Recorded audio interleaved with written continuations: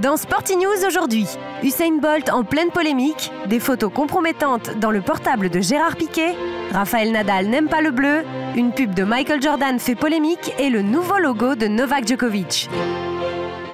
Polémique autour d'Usain Bolt sur fond de racisme. La légende vivante du sprint et sa petite amie, la créatrice de mode Lubika Slovak, viennent de rompre. Ils s'étaient rencontrés via la chanteuse de reggae Tammy Chin.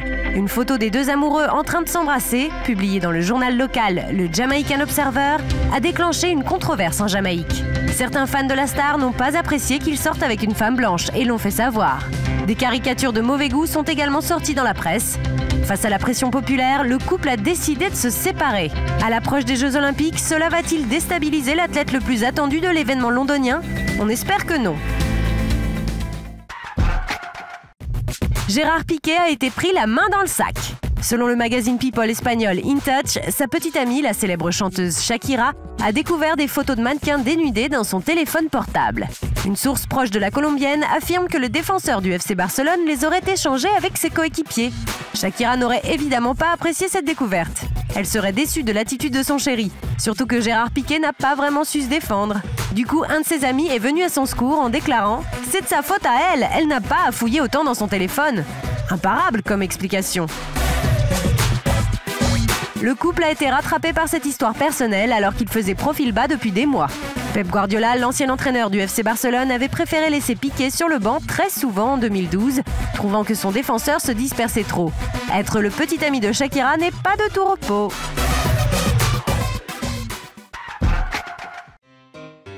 Et si le tournoi de tennis de Madrid devait se passer de Rafael Nadal l'année prochaine? Cette hypothèse semble de plus en plus probable. Le numéro 2 mondial n'a pas apprécié la nouvelle terre battue bleue mise en place cette année par le tournoi madrilène. Nadal a perdu dès les huitièmes de finale face à son compatriote Fernando Verdasco, une grande première puisqu'en 13 confrontations, Verdasco n'a jamais battu Nadal. Comme quoi cette terre battue n'a vraiment rien à voir avec la surface ocre. Trop glissante, de mauvaise qualité, les joueurs sont unanimes. Pour Richard Gasquet, le court est très bizarre, c'est une patinoire, c'est limite avec des patins qu'il faut jouer. Même son de cloche chez le numéro 1 mondial Novak Djokovic. Ce n'est pas du tennis, le court central est impossible, on ne peut pas bouger là-dessus à moins d'avoir des chaussures de foot ou celles de Chuck Norris. Ces critiques ont alimenté la polémique toute la semaine. Si le directeur du tournoi Manolo Santana a admis qu'il y avait un problème, les organisateurs ne veulent pas revenir sur leur choix de terre battue bleue. Ils changeront peut-être d'avis après avoir entendu Rafael Nadal, véritable star en Espagne, déclarer que si les choses ne bougent pas, le tournoi de Madrid ne fera pas partie de son calendrier pour 2013.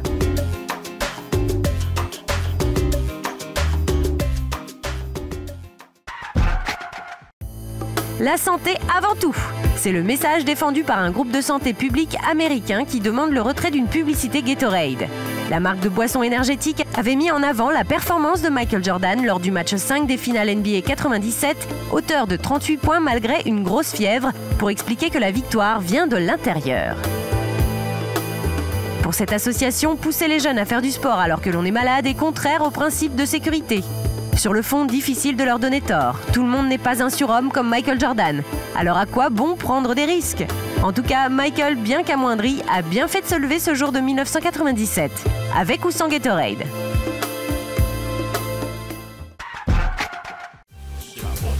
Novak Djokovic en logo. Comme Roger Federer et Rafael Nadal, le Serbe possède désormais son propre logo. Un travail de longue haleine. Le numéro 1 mondial a tenu à dévoiler à ses fans comment a été conçu ce logo. Car il est vrai qu'à première vue, on ne distingue pas bien ce qu'il représente. Il se décompose en 3 points. Il y a tout d'abord l'alpha, la première lettre de l'alphabet grec, qui signifie premier.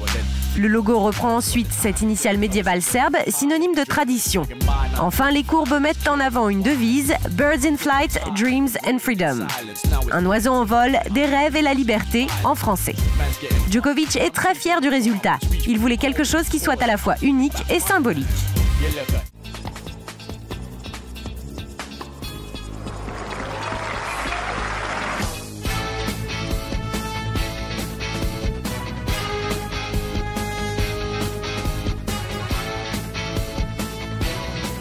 Hope you will like it.